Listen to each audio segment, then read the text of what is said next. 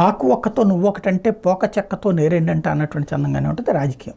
ఏదైతే ముస్లింలని వేధిస్తారు, నరేంద్ర మోడీ వస్తే ముస్లింలకు అన్యాయం చేస్తారు, ముస్లింల మసీదులు లాక్కుంటారంటే ఓవైసీ లాంటి వాళ్ళు స్టేట్మెంట్ ఇస్తే మసీదులు లాక్కుంటారని, అసలు హిందువుల ఆస్తులు లాక్కుని ముస్లింలకు కట్టబెట్టడానికి విపక్ష కూటమి సిద్ధమైందంటూ నరేంద్ర మోడీ ఏకంగా రివర్స్గా స్ట్రాంగ్ పాయింట్తో మాట్లాడటం రాజస్థాన్లో సంచలనం సృష్టించింది.